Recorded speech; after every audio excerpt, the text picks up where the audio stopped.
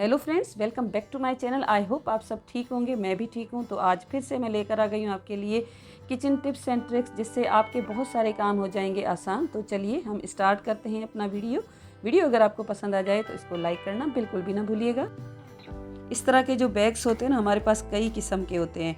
तो जब भी हम ट्रैवलिंग से वापस आते हैं ना, तो मैं क्या करती हूँ, इनको सबसे पहले तो साफ़ कर लेती हूँ, क्योंकि इनके नीचे मिट्टी वगैरह लगी रहती है, क्योंकि ये प्लेटफॉर्म से डायरेक्ट अटैच होते हैं। तो इस वजह से सबसे पहले तो इनको साफ़ कर लेना चाहिए।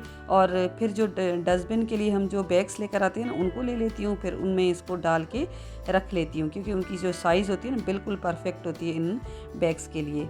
तो कुछ ऐसे बैग्स होते हैं ना जिसके बेल्ट्स लंबे होते हैं, तो बेल्ट्स मैं निकाल लेती हूँ और इनके जो बैग है ना, उनके अंदर ही इनको ऑर्गेनाइज़ करके इनको भी मैं बिल्कुल इसी तरह से रख लूँगी। इस तरह से आप देख सकते हैं कितनी सी थोड़ी सी स्पेस में बहुत सारे बैग्स हम ऑर्गेनाइज़ करके रख सकते हैं। अगला आइडिया जो मैं आपके साथ शेयर कर रही हूँ, वो देखिए, यहाँ पर मैंने एक लेमन ले लिया है और ये स्क्वीज़ किया हुआ है बिल्कुल। इसके अंदर अब जूस नहीं है। तो मैं क्या करती हूँ ना, जब इस तरह से कभी मुझे लगता है ना घर में मक्खी मच्छर थोड़े से ज़्यादा हो गए हैं और लेमन का एक जो पील है वो पड़ा हुआ है, तो उसमें सरसों का सबसे पहले तो ऑयल ऐड कर लेती हूँ और फिर मैंने उसमें 1 से 2 लौंग ऐड कर लेती हूँ। आप चाहें तो दालचीनी भी ऐड कर सकते हैं, और उसके साथ साथ बे लीव यानी कि तेज़ पात है ना, तेज़ पत्ता बोलते हैं जिसको, वो डाल देती हूँ। उसके बाद एक जो बाती बनाते हैं ना, जो हम दिया बनाते हैं, कॉटन लेकर छोटा सा, और फिर ये कॉटन इसी ऑयल में डिप कर लेती हूँ और फिर इसको जला लेती हूँ। इस तरह से शाम के टाइम पे जहाँ पर भी मच्छर लगता है ना, ज़्यादा आ रहे हैं, तो वहाँ पर मैं जला लेती हूँ। इस तरह से मच्छर सारे भाग जाते हैं और एक खुशबू भी बहुत ही अच्छी सी आती रहती है। जब इस तरह से चॉपर्स या मिक्सर वगैरह हम लेते हैं ना, तो उसके ब्लेड्स जो होते हैं ना, जब हम न्यू लेते हैं ना, उनको तो बहुत ज़्यादा शार्प होते हैं, अच्छे से वर्क करते हैं, लेकिन कुछ टाइम गुजरने के बाद उनकी शार्पनेस है ना थोड़ी सी कम हो जाती है। तो उसके लिए मैं क्या करती हूँ ना, मेरे पास कोई भी पुराना अगर फॉयल पेपर पड़ा रहता है ना, यूज़ किया हुआ, वो ले लेती हूँ। इस तरह से बोल्स बना के इसमें डाल के फिर इसको 4-5 दफ़ा इस तरह से चला लेती हूँ। इस तरह से चलाने से इसके जो ब्लेड्स हैं ना, बिल्कुल शार्प हो जाते हैं, बिल्कुल नए जैसे हो जाते हैं। नेक्स्ट टिप जो आपके साथ मैं शेयर करने वाली हूँ, वो बहुत ही ज़्यादा यूज़फुल है और आपको बहुत ज़्यादा पसंद आने वाली है। तो उसके लिए मैंने 2 फिनाइल की टेबलेट्स ले ली हैं और पॉली बैग रख के कोई भी, और इसके ऊपर मैं इसको कर लूँगी क्रश। आराम से क्रश हो जाती है, बिल्कुल फाइन पाउडर नहीं बनाना, बिल्कुल मोटा मोटा सा इसको क्रश करना है, क्योंकि जब हम इसमें विनेगर ऐड करेंगे ना, तो ये खुद ही गल जाएगी। तो इस तरह से फूड कंटेनर ले लिया है जिसके ऊपर लिड है, और इसके अंदर मैंने डाल दिया है सिरका, और इसको कर लूँगी मिक्स। और मिक्स करने के बाद कॉटन ले लूँगी, इसके इस तरह से बना के बोल इसमें मैं रख लूँगी। जितने आपकी मर्ज़ी उतने बॉल्स बना सकते हैं। यहाँ पर मेरे पास कंटेनर छोटा है, तो 4 या 5 मैं एक टाइम पे बना लेती हूँ, इसके अंदर रख लेती हूँ। तो देख सकते हैं यहाँ पर ये सिंक एरिया है। ये रात को जब हम इसको छोड़ते हैं ना, इसमें काकरोचेज़ वगैरह आते हैं, तो उसके लिए आपको क्या करना है, इस तरह से एक ये बोल उठा के इसके ऊपर रख लें, इस नेट के ऊपर ही, और इसको रात भर रहने दें। इस तरह से इसकी बेहतरीन सी खुशबू भी आपके किचन में होती रहेगी और कोई काकरोचेज़ वगैरह भी नहीं आएंगे। तो इसको मैं स्टोर कर लेती हूँ अपने सिंक एरिया के पास ही, ताकि मुझे जल्दी से याद आए और मॉर्निंग होते ही मैं इसको निकाल के फेंक देती हूँ। इस तरह के जो नॉन स्टिक के तवे अक्सर हमारे पास होते हैं, जब हम पराठे वगैरह बनाते हैं तो इस तरह से कुछ जल जाते हैं। तो इनको क्लीन करना थोड़ा सा मुश्किल रहता है, क्योंकि जब हम इसको स्टील वूल के साथ क्लीन करते हैं ना, तो ये ख़राब हो जाते हैं। तो मैं क्या करती हूँ ना, इसमें विनेगर ऐड कर लेती हूँ और उसके साथ साथ मैं ऐड कर लेती हूँ बेकिंग सोडा। ये दोनों ऐड करने के बाद चाय की पत्ती ऐड कर लेती हूँ। आज मैं जो फ्रेश चाय की पत्ती है वो यूज़ कर रही हूँ। कभी कभी मैं जो यूज़ की हुई वो भी यूज़ कर लेती हूँ। जो चाय के बाद बचती है ना, वो चाय की पत्ती के साथ बेहतरीन सा एक स्क्रबर बन जाएगा। इसको जो प्लास्टिक का स्क्रबर आता है ना, उसके साथ रब करेंगे, ताकि जो वूल स्टील का लिया ना, तो उसके साथ ये बिल्कुल कोटिंग ख़राब हो जाएगी। इस तरह से हम अच्छे से इसको साफ़ करेंगे तो बिल्कुल जल्दी से साफ़ हो जाएगा। जितना भी तवा है जला हुआ बिल्कुल क्लीन हो जाएगा। फिर बस हम इसको साफ़ पानी से वॉश करेंगे और तवा हो जाएगा क्लीन। आप देख सकते हैं कितना साफ़ सुथरा हो गया है।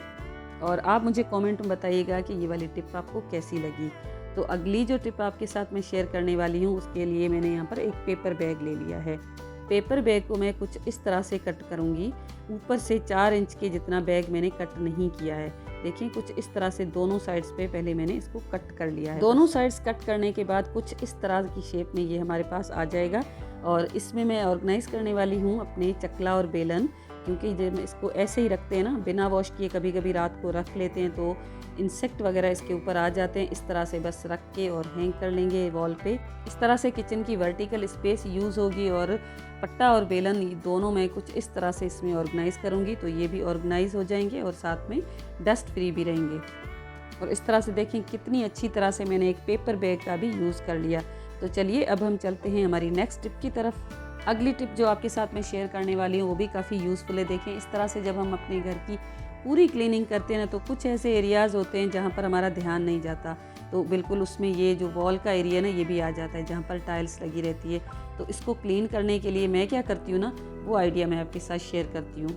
तो उसके लिए मैंने क्या किया है ना, एक डंडी ले ली है और उसके ऊपर एक कपड़ा लगा दिया है। कपड़ा साफ़ लगाती हूँ क्योंकि अगर हम यहाँ पर गंदे कपड़े का यूज़ करेंगे ना तो हमारी जो वॉल होती है ना उसके ऊपर कलर होता है तो कलर ख़राब हो जाएगा। बस क्योंकि जो घर का मॉप लगता है ना उसमें डस्ट वगैरह होती है और वॉल पे जो कलर होता है उससे डस्ट से ही ख़राब हो जाएगा। तो बस आपको क्या करना है, साफ़ सुथरा कपड़ा लेना है। साफ़ सुथरा कपड़ा इसके ऊपर मैंने इस तरह से लपेट के, कैचर भी इसको लगा सकते हैं या रबर बैंड लगा के, बस मकसद ये ना ये टाइट होना चाहिए, हिले जुले ना कपड़ा।